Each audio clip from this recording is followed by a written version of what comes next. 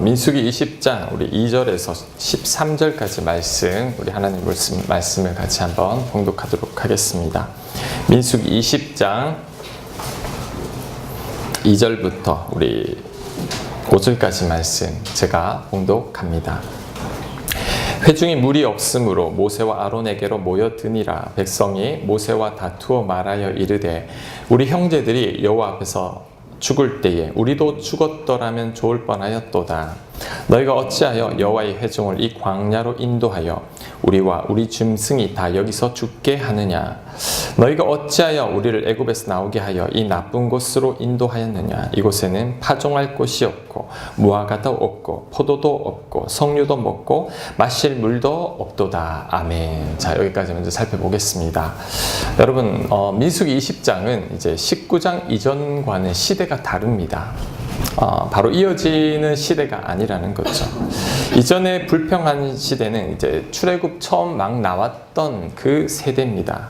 근데 오늘 본문은 이제 광야 생활 끝 무렵입니다. 그래서 민수기 19장과 그 이전과 한 약 40년 정도의 차이가 납니다. 세월이 많이 흐른 거죠. 이제 19장에 비해서 10년이면 강산도 변한다고 했는데 한 4번 정도 강산이 변한 겁니다. 자, 그런데 바뀌지 않은 게 있습니다. 뭐가 바뀌지 않았을까요? 불평하는 이스라엘 백성들은 똑같다라는 거죠. 이전에 불평하던 부모님 세대는 광야에서 다 죽었습니다. 이제는 그 후손들이죠. 그런데 과거 출애굽할 때의 부모님 세대와 똑같습니다. 오늘 그 성경을 여러분 한번 읽어보면 과거의 부모님들이 어떤 말을 했냐면 왜 우리를 애굽에서 이끌어내었느냐? 왜 우리를 처자들과 함께 다 이곳에 죽게 했느냐?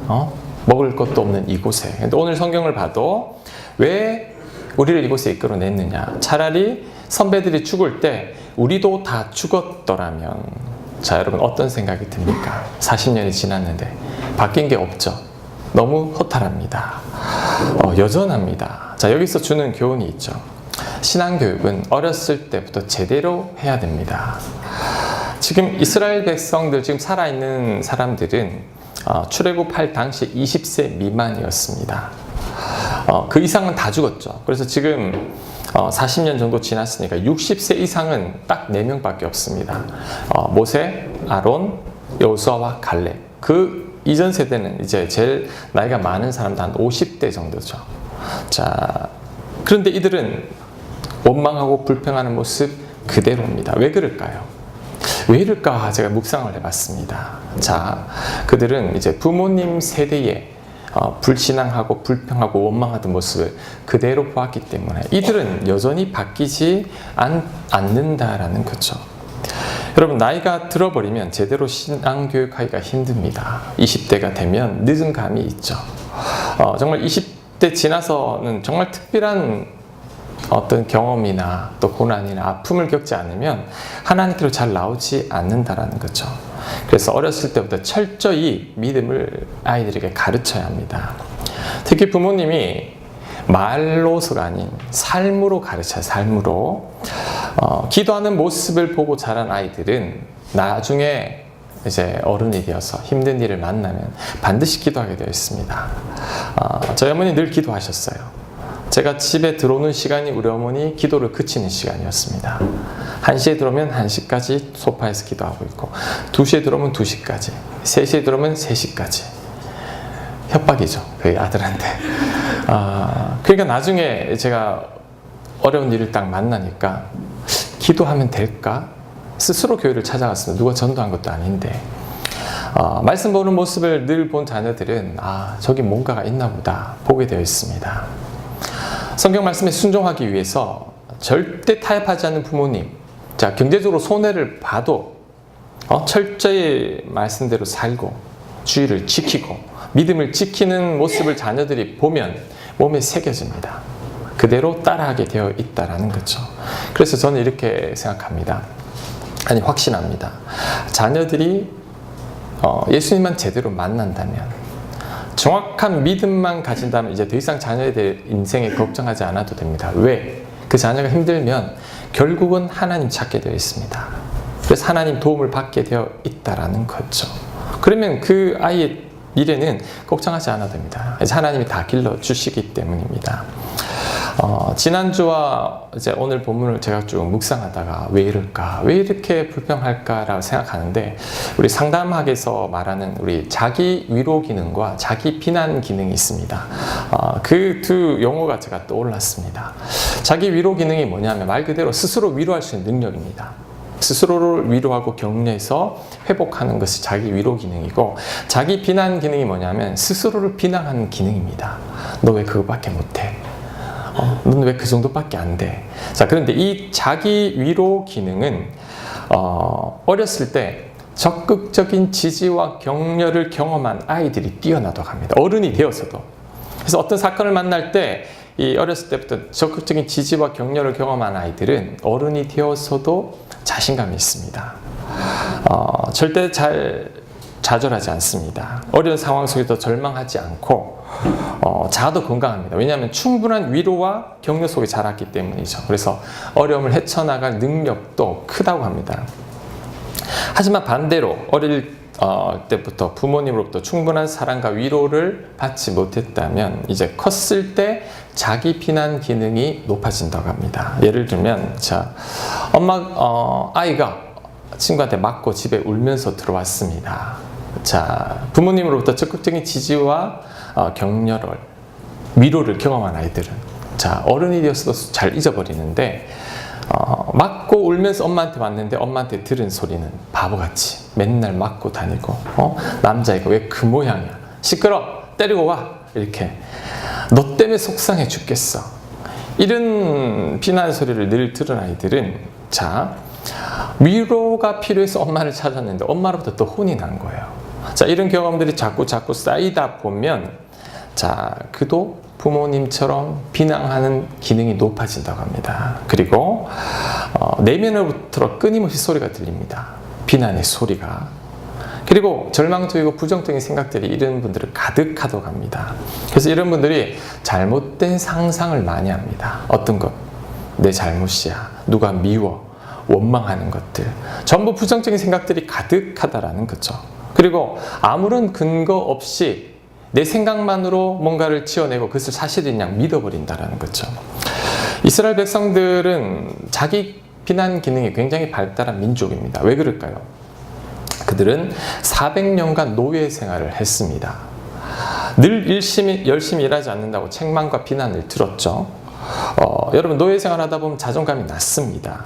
늘 시키는 일만 수동적으로 했고 좀 못하면 늘 채찍을 맞아가면서 그런 힘든 노예 생활을 했죠.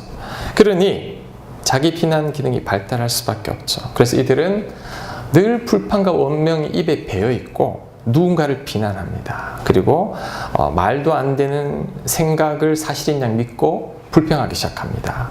오늘 본문에도 4절을 보면 모세에게 이렇게 말하죠. 왜 우리를 여기서 죽게 하느냐?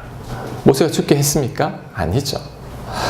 왜 우리를 나쁜 곳으로 인도하느냐? 모세가 나쁜 곳으로 인도했습니까? 아닙니다. 적과 꿀이 흐르는 땅으로 인도했는데 그들이 자기 비난 기능이 발달해서 계속해서 불평하고 원망하다가 그 땅에 못 들어간 것이지 엉뚱하게 모세 탓을 하고 있다라는 것이죠. 자, 이런 이스라엘 백성들이다 보니 적과 꿀이 흐르는 땅을 보여주어도 이제 그곳에 있는 거인들만 보이는 거죠. 하나님이 보이지 않는 것입니다. 여러분이 자기 위로 기능과 자기 비난 기능 중에서 여러분 어떤 기능이 더 발달한 것 같습니까? 자, 자기 위로 기능이 충만한 사람은 행복하게 즐겁게 잘 삽니다. 그런데 문제는 이제 자기 비난 기능이 발달했다는 그 사람은 힘든 인생을 살고 있습니다. 대인관계도 좋지 않습니다. 끊임없이 내부로부터 들려오는 나쁜 소리들 때문이죠. 자, 그럼 어떻게 하면 좋을까요? 자기 위로 기능을 키우면 됩니다. 실제적으로 이 상담학자들은 자기 비난 기능이 발달한 사람이라고 할지라도 충분한 위로와 지지와 경험을 계속해서 하게 되면 바뀐다고 합니다. 사람이 3분의 2 정도는 완전히 바뀐다고 합니다. 어떻게? 내 주변 사람들이 계속 지지해주고 격려해주고 박수 쳐주고 인정해주면서 힘을 실어주면 이제 내 안에 나를 위로하는 기능들이 점점 살아나기 시작한다는 거죠. 남아프리카의 바벤바 부족 이야기가 있는데 그 이야기가 참 제가 글을 읽고 참 좋았던 생각이 납니다. 이 부족들은 누군가 잘못을 저지르면 처벌하는 방법이 독특합니다. 어떻게 처벌하느냐? 자, 누가 죄를 지었습니다. 그럼 마을 광장에 마을 사람들 다 모입니다. 그 가장 중간에 그 사람을 딱 놔두고 이제 마을 사람들이 어떤 말을 하느냐면 그를 아는 모든 사람들은 그의 장점을 이야기하고 그를 칭찬하고 지지하고 격려해주는 말을 한다고 합니다. 나는 그때 네가 이런 도움을 줘서 네가 참 좋았어. 나는 너처럼 따뜻한 사람을 만난 적이 없어. 그래서 모든 이 마을 주민들이 계속해서 어떤 사람은 며칠간 이제 이 과정이 계속 진행된다고 합니다. 다 칭찬하고 더 이상 칭찬할 말이 없으면 그때 이제 부족원들이 그를 꼭 안아주고 전체가 잔치를 벌인다고 해요. 그래서 잘못한 사람에 대한 정죄, 비난은 절대 하지 않는다고 합니다. 자, 그렇게 되면 이제 이 사람이 완전히 회복된다고 하죠. 그리고 이제 그 부족에는 이 범죄율이 거의 제로에 가깝다고 합니다. 왜? 모든 사람이 지지하고 격려해 주니까. 자, 우리도 이 부족을 통해서 지혜를 배워야 합니다. 서로가 비난하고 정죄하기보다 우리는 이제부터는 지지하고 칭찬해 주어야 합니다. 늘 비난받고 정죄당하고 노예 생활하던 사람들은 잘 바뀌지 않는다라는 거죠. 이 광야 생활을 해도 아직까지 불평하던 습관들이 남아있다는 겁니다. 그래서 여러분 지금부터라도 우리는 자꾸 지지해 줘야 합니다. 정죄하지 말고 지적하지 말고 격려해주고 우리 아차산에 올라가다 보면 우리 바보온달 이 이야기 있죠. 저 어릴 때 그게 뭐 동화에 나오는 이야기인 줄 알았는데 이제 그 바보온달이 아차산에 있었잖아요. 바보온달은 말 그대로 바보입니다. 근데 어떻게 장군이 되었죠?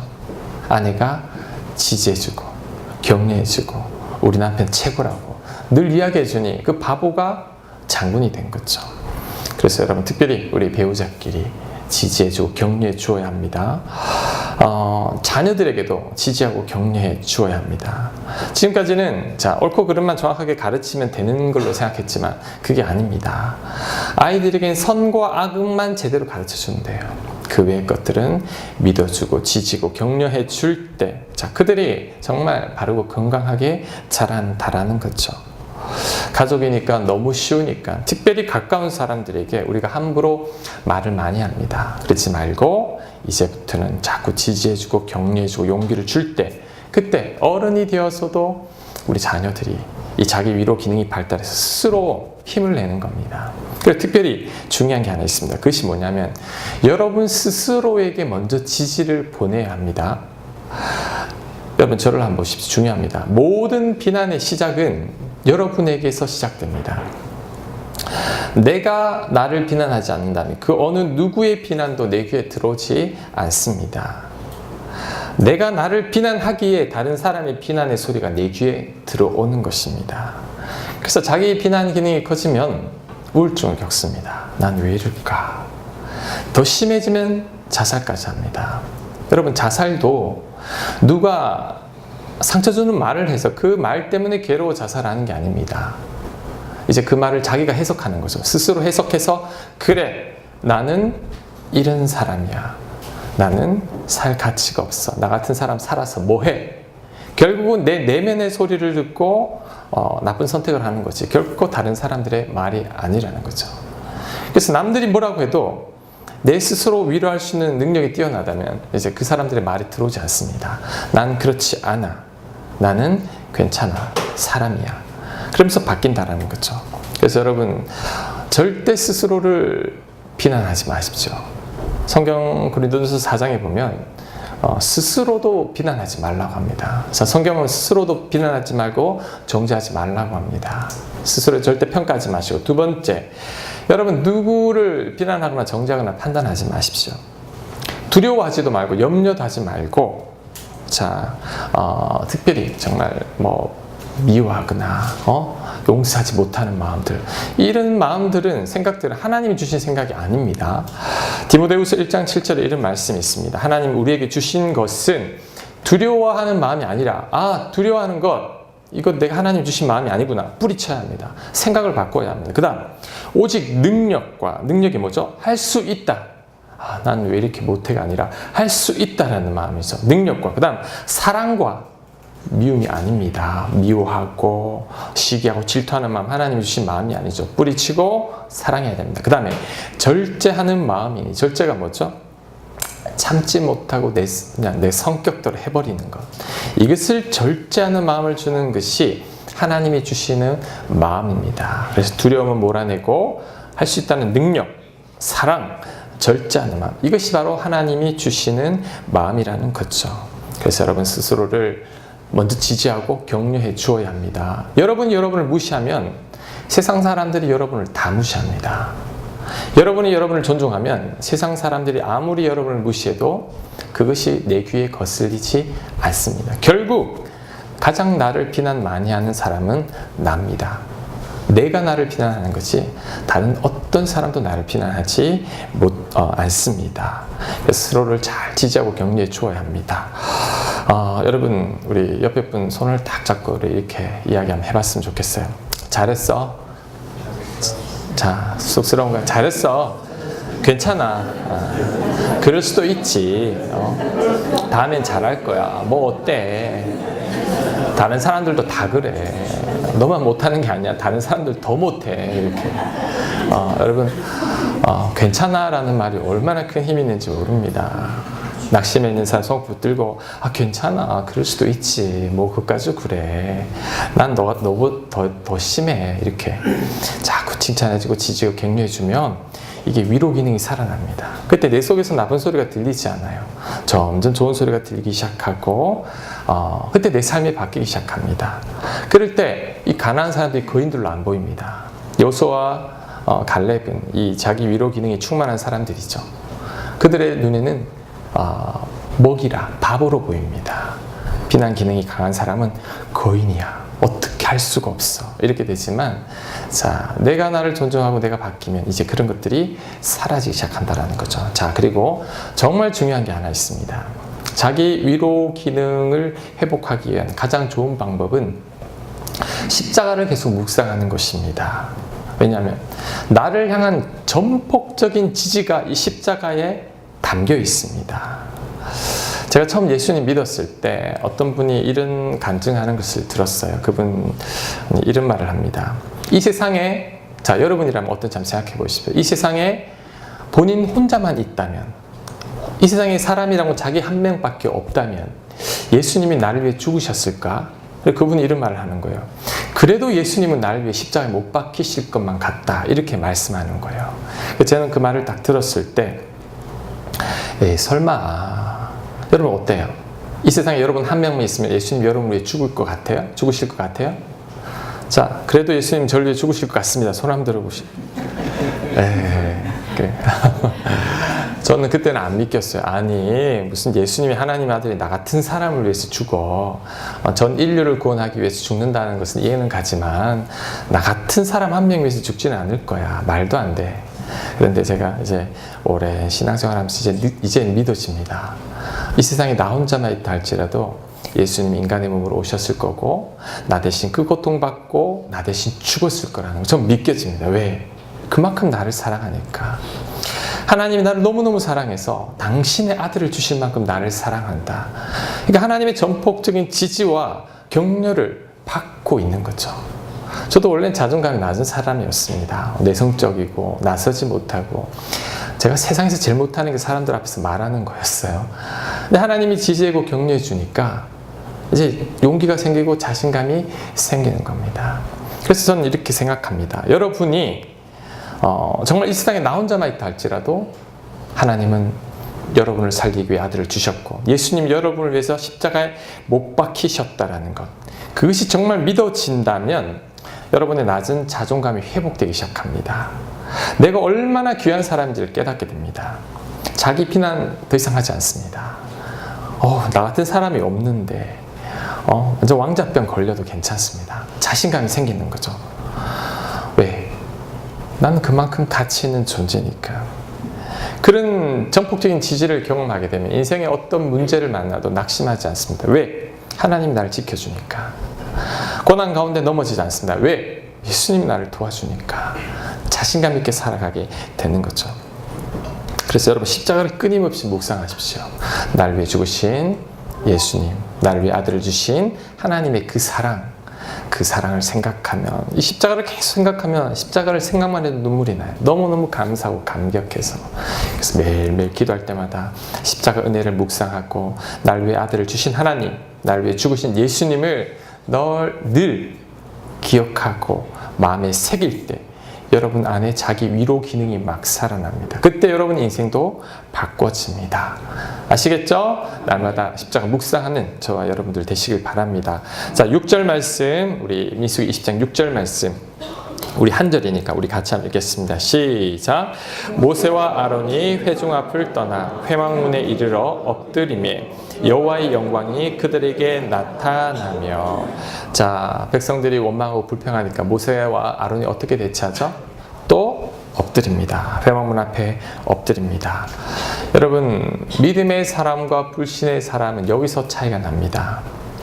믿음의 사람과 불신의 사람은 딱 간단합니다. 뭐냐? 엎드리는 사람이냐? 내 방법대로 풀려고 하고 불평하는 사람이냐? 자, 여러분 어떠세요? 여러분 고난이 다가왔을 때 엎드리는 사람입니까? 여러분의 방법대로 해버립니까? 아니면 그 원인 제공한 사람 원망하고 미워합니까? 이스라엘 백성들은 후자의 삶입니다. 여러분, 엎드리는 자는 반드시 하나님을 만나게 되어 있습니다. 자, 여기서 엎드린다는 말은 하나님을 의지하고 하나님의 뜻대로 사는 거죠. 어떤 문제의 순간에 여러분 해결하는 방법은 딱 두 가지예요. 지금까지 여러분이 살아왔던 방식대로 해결하든지 하나님의 방식대로 해결하든지. 근데 하나님의 방식대로 해결하고 엎드리고 하나님 말씀대로 풀어나가려고 하는 자들은 결국은 그것이 간증이 됩니다. 그런데 하나님의 방법이 아닌 내 방법대로 풀어나가는 사람은 그냥 밋밋한 신앙생활로 끝이 납니다. 간증하느냐 간증하지 못하느냐는 엎드리느냐 하나님 뜻대로 하느냐 불평하느냐 원망하느냐 내 방법대로 처리해버리냐 여기서 차이가 납니다. 목사님, 저는 20년 동안 교회를 다녀도 왜 간증이 없죠? 간단합니다. 말씀대로 순종하지 않았기 때문이요, 제대로 엎드리지 않았기 때문입니다. 엎드리는 자 간증합니다. 그래서 여러분 인생은 간증하느냐 그냥 평범한 크리스찬이 되느냐가 늘 선택의 상황에 놓여 있습니다. 여러분이 간증을 택하게 되면, 순종을 택하게 되면, 하나님 의지하는 것을 택하게 되면 당장은 힘들어 보여도 나중에는 웃게 되고 나중에는 간증할 거리가 있습니다. 그래서 저는 정말 크리스찬이라면 자, 간증해 보세요 그러면 계속해서 할 수 있어야 됩니다. 최근에 하나님의 음성 들은 게 뭔가요? 그러면 최근에 이 말씀으로 하나님께서 저에게 이런 말씀을 주셨습니다. 이렇게 고백할 수 있어야 합니다.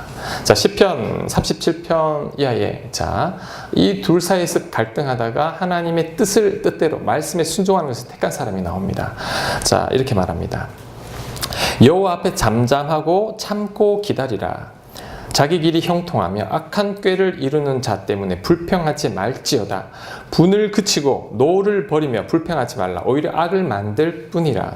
진실로 악을 행하는 자들은 끊어질 것이나 여호와를 소망하는 자들은, 여호와 앞에 엎드리는 자들은, 여호와를 기대하는 자들은, 여호와를 기다리는 자들은 땅을 차지하리로다. 나를 힘들게 하고 정말 나를 억울하게 한 그 사람 생각하면 분이 납니다. 그러면 불평하게 되고 악만 더 만든다라는 거죠. 하지만 이때 잠잠히 기다리며 하나님을 바라보았더니, 하나님을 소망했더니 결국 땅을 차지했다. 이 말은 결국 승리하게 되었다라는 그 말입니다. 그래서 여러분 선택의 상황 속에서 불평이 나오려고 할 때 항상 생각하십시오. 이것이 불평으로 그칠 것인가 간증이 될 것인가. 자, 다니엘이 산의 진미, 왕의 만찬, 선택의 상황에 놓였습니다. 간증할 것인가 먹을 것인가. 사드락 메삭 아벤느고 4명은 간증을 선택했습니다. 그래, 믿음을 지키자. 10일 동안 그 뒤로는 제대로 먹지 못했습니다. 그런데 그들은 그때부터 하나님을 간증합니다. 이건 먹으면 뭐 어때?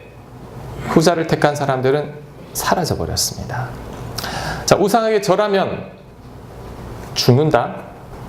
바벨론에서 위협을 했죠. 그때 선택합니다. 간증할 것인지 타협할 것인지. 다른 사람들은 다 타협했지만 사드락, 메삭, 아벤누고는 타협하지 않았습니다. 그랬더니 풀물불에 던져졌지만 죽을 줄 알았는데 그 속에서도 살아나는 기적을 경험한 겁니다. 다니엘도 그랬죠. 기도할 것인가 말 것인가. 여전히 기도했더니 사자굴에 던져졌지만 결국 그것이 간증으로 바뀌었다라는 거죠. 그래서 여러분 선택하십시오. 간증할 것이냐, 몸만 왔다 갔다 하는 크리스찬이 될 것이냐. 그것은 여러분의 선택에 달려 있습니다. 자, 또한 이 이스라엘 백성들을 보면서 이런 생각이 듭니다. 이들의 불평을 보면서 불신의 사람은 과거에 붙들려 있는 사람입니다. 이스라엘 백성들의 불평이 뭐죠? 옛날에 죽었더라면, 옛날에 우리 조상들과 같이 죽었더라면, 그 다음에 과거만 생각합니다. 예전이 더 좋았는데, 애굽에 있을 때가 더 좋았는데, 애굽을 떠나지만 않았더라면, 계속해서 과거를 생각하면서 불평하고 원망하죠. 이게 바로 불신의 사람입니다. 그런데 믿음의 사람은 다릅니다. 내일을 생각합니다. 여호수아와 갈렙은 뭐라 그랬죠? 여호와께서 우리와 함께 하시면 우리는 그 땅을 정복할 것이다. 자꾸 내일을 생각합니다. 그들은 우리의 먹이라. 하나님 우리와 함께 하시면 자, 내일을 생각하는 사람이죠. 그래서 여러분 자꾸 옛날 생각하지 마시기 바랍니다. 실패하고 실수한 것 후회한다고 달라집니까? 누가 여러분을 힘들게 했습니까? 그 사람 미워하고 용서하지 않으면 이제 그 사람이 불행해집니까? 나만 더 힘들어지죠. 이전 것은 잊고 이제는 새 것을 생각해야 됩니다. 하나님이 함께 하시면 하나님 나는 할 수 있다. 하나님 함께 하시면 내가 땅을 차지할 거야. 그래서 믿음의 사람들은 항상 오늘보다 내일이 낫고 내일보다 일주일 뒤가 낫고 1년 뒤보다 2년 뒤가 낫습니다. 제가 1주년 때인가 이런 말을 한 적이 있어요. 2년 때는 지금보다 더 나아질 것이요 3년 뒤는 더 나아질 것이라고 믿습니다. 왜? 하나님이 함께 하시면 하나님께서 함께 하시면 하나님은 더 좋은 길로 인도하고 선한 길로 인도해 주시기 때문입니다. 기억나는 분 있어요? 저 지금도 믿습니다. 1년 뒤는 지금보다 나을 것이요 2년 뒤는 더 나을 겁니다. 왜?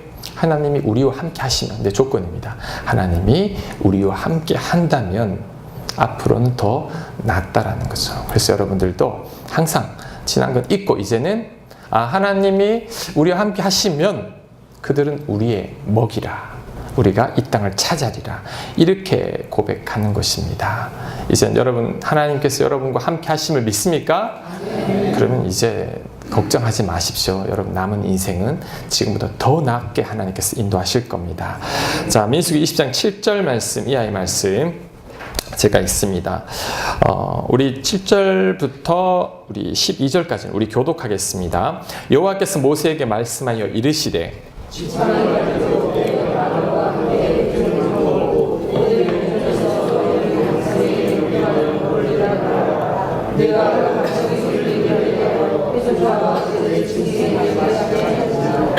모세가 그 명령대로 여호와 앞에서 지팡이를 잡으니라.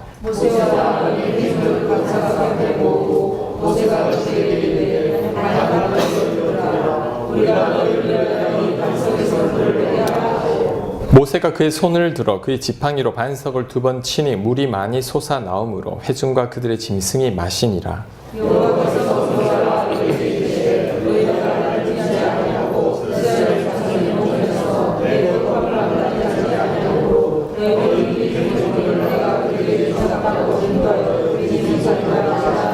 아멘. 자, 저를 한번 보시기 바랍니다. 하나님께서 모세에게 명령한 게 뭐죠?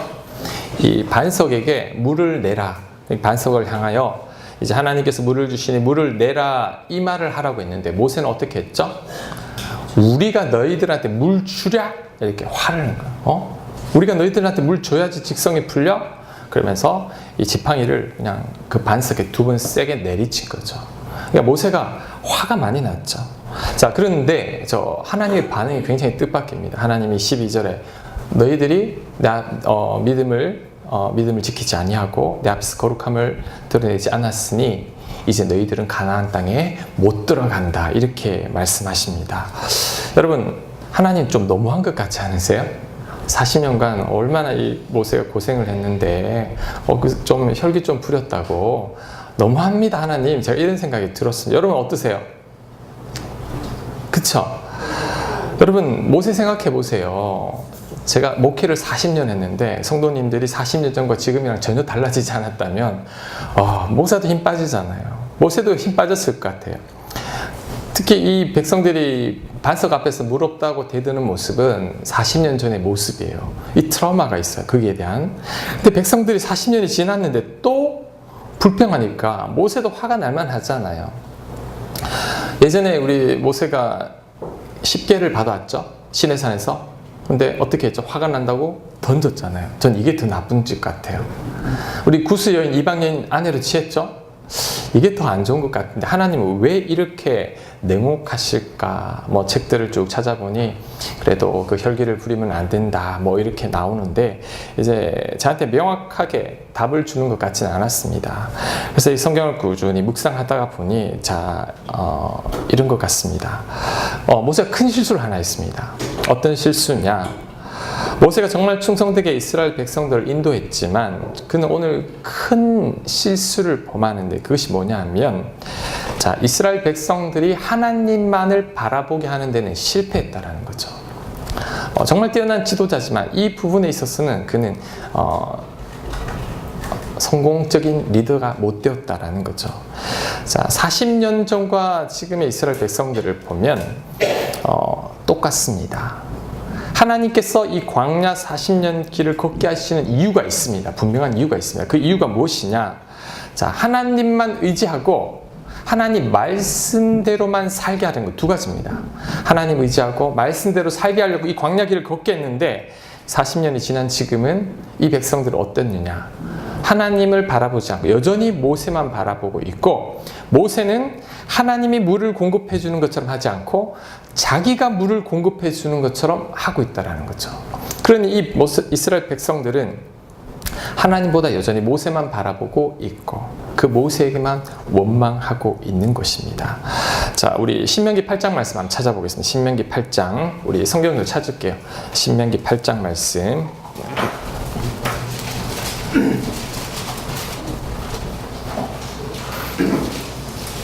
신명기 8장 우리 2절 말씀 하나님이 광야 길을 걷게 하신 이유가 나옵니다. 신명기 8장 2절 말씀 제가 봉독합니다. 내 하나님 여호와께서 이 40년 동안에 내게 광야 길을 걷게 하신 것을 기억하라. 이는 너를 낮추시며 너를 시험하사 내 마음이 어떠한지 그 명령을 지키는지 지키지 않는지 알려 하심이라. 순종의 여부입니다. 그 다음 3절 끝에 보면 여호와의 입에서 나오는 모든 말씀으로 사는 줄을 내가 알게 하려 하심이라. 그러니까 하나님 말씀대로 순종하며 살도록 이스라엘 백성들을 이 광야 길을 걷게 하셨는데 모세는 이 이스라엘 백성들에게 그 훈련만큼은 제대로 하지 못했다라는 거죠. 그래서 하나님께서 모세를 가나안 땅에 들어가지 못하게 하는데 가나안 땅에 들어가 봤자 이스라엘 백성들은 전혀 바뀌지 않는다라는 거죠. 그래서 하나님께서 중대한 이 실수에 큰 책임을 물으면서 가나안 땅에 못 들어가게 하는 것입니다. 그리고 한 가지 더 중요한 게 있습니다. 그게 뭐냐면 이 반석의 물은 바로 예수님입니다. 예수님. 신약 성경 고린도전서 10장 2절 말씀만 찾아볼게요. 고린도전서 10장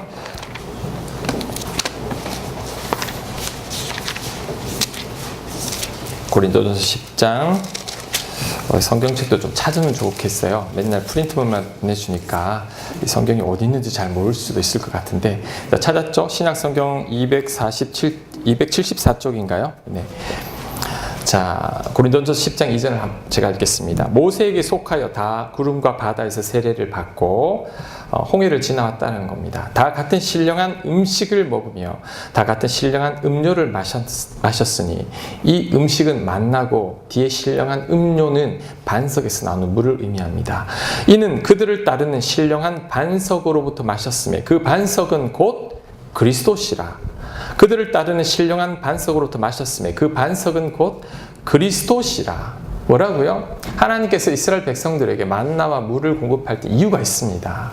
너희들은 말씀이 육신 되신 그리스도 하나님의 은혜와 말씀이 아니면 살아갈 수 없다라는 것을 하나님 교훈하기 위해 만나와 물을 공급했는데 모세는 그것을 깨닫지 못하고 자기가 공급하는 것처럼 했다라는 거죠. 그래서 결국 40년이 지났지만 이스라엘 백성들은 여전한 모습대로 살아가고 있었다라는 거죠. 게다가 반석이 뭐라고요?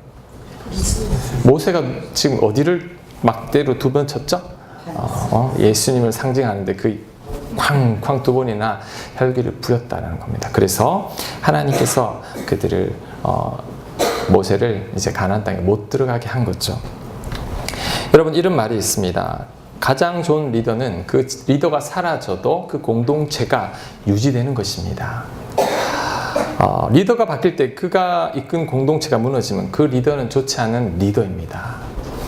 목회자가 바뀌면 교회가 흔들리면 목회를 잘못한 거죠. 목회자가 바뀌어도 성도님들은 여전히 하나님만 바라보고 하나님 앞에 엎드리고 하나님 말씀을 사모하고 있다면 정말 목회를 잘한 겁니다. 여러분, 하나님께서 이스라엘 백성들에게 요구한 것은 강력 40년 동안 훈련한 목적은 모세만 바라보러 간 게 아닙니다. 이제는 너희가 나를 의지하고 내 말씀대로 살아야 한다는 가르치기 위해서 광야를 이끄셨다는 거죠. 지금 우리가 광야길을 걸어가고 있습니다. 우리 인생이 40년 광야의 세월인데 하나님께서 저와 여러분에게 원하는 게 무엇이냐 하면 여러분 스스로 말씀을 보고 그 말씀을 통해 하나님의 음성을 듣고 그 말씀을 순종하기 위해 애쓰는 것, 이게 여러분을 향한 하나님의 뜻입니다. 목회자가 없어도 여러분 스스로 말씀을 대하면서 하나님의 음성을 듣고 그 말씀대로 살아가는 이게 목적입니다. 그래서 여러분 스스로 그것을 해야 됩니다. 우리 교회 2번째 비전이 하나님과 사귐이 있는 교회인데 그 목적이 여기에 있습니다. 그래서 여러분 계속해서 노력하십시오. 설교 한번 듣는 걸로 끝이 안 됩니다. 매일매일 말씀을 통해 하나님 음성 듣고 그 말씀대로 살려고 애쓰는 것. 그렇게 되기 위해 죽을 때까지 노력해야 됩니다. 그것이 바로 하나님께서 여러분에게 원하시는 것입니다. 그렇게 될 때 여러분이 하나님을 온전히 의지하게 됩니다. 그리고 하나님 앞에 엎드리는 자가 되죠.